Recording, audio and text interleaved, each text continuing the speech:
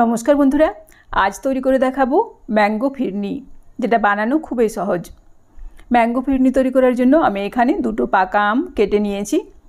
তারপর মিক্সার গ্রাইন্ডারের এই ছোট জারটার মধ্যে আমের পাল্পটাকে বের করে নিচ্ছি।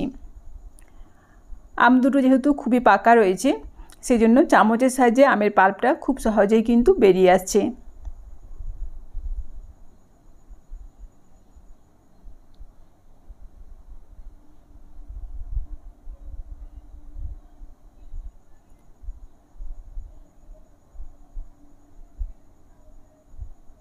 এরপর ঢাকা দিয়ে এটাকে পেস্ট তৈরি করে নেব। এই দেখুন, পাকা আমের পাল্প তৈরি হয়ে গেছে। আর এখানে 25 গ্রাম বাসমতি চাল 10 মিনিটের জন্য ভিজিয়ে রেখেছি। 10 মিনিট পর আমি মিক্সার গ্রাইন্ডারের এই ছোটো জারটার মধ্যে চালটাকে ঢেলে দিচ্ছি। আর চালটা আমি জল সহ ঢেলে দিলাম। এবার প্রয়োজন মতো জল দিয়ে ঢাকা দিয়ে এটাকে বেটে নেব, তবে একদম মিহিভাবে পেস্ট করব না। এই দেখুন, চালের এই পেস্টটা যাতে এরকম দানা দানা থাকে সেরকমভাবেই কিন্তু এটা পেস্ট করে নিতে হবে। এদিকে গ্যাস অন করে 1/2 লিটার দুধ আমি কড়াইয়ের মধ্যে বসিয়ে দিয়েছি।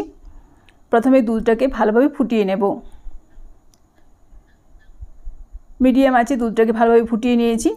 এরপর চালের যে পেস্টটা তৈরি করেছি সেটা এর মধ্যে ঢেলে দেব। তারপর মিডিয়াম আঁচে বেশ কিছুক্ষণ সময় ধরে নাড়াচাড়া করে নেব, যাতে দুধটা কিছুটা ঘন হয়ে যায়। কিছুক্ষণ এভাবে নাড়াচাড়া করে নেওয়ার পর এর মধ্যে দেব চিনি। আমি এখানে যতটা চাল নিয়েছি ঠিক তার সমান পরিমাণে চিনি দিলাম।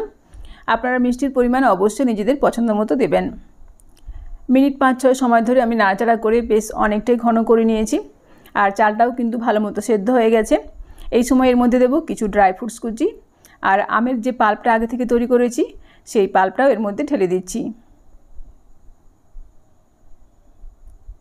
তারপর নাড়াচাড়া করে ভালোভাবে মিশিয়ে দেব। আর মিডিয়াম আঁচে এইভাবে আরও কিছুক্ষণ সময় ধরে ফুটিয়ে নেব। এই দেখুন, ভালোভাবে মিশিয়ে দিলাম।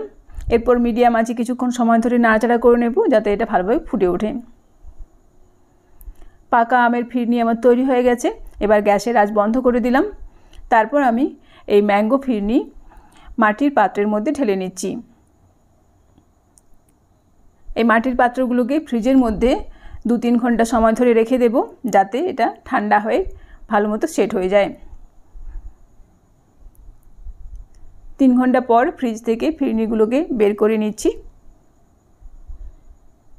এরপর ওপর থেকে কিছুটা কাজু বাদামের কুচি আর পাকা আমের টুকরো দিয়ে পরিবেশন করব। আর এভাবেই তৈরি হয়ে গেল আমার আজকের রেসিপি, ঠান্ডা ঠান্ডা ম্যাঙ্গো ফিরনি। ভিডিওটি ভালো লাগলে অবশ্যই লাইক, শেয়ার এবং কমেন্ট করে জানাবেন। ধন্যবাদ।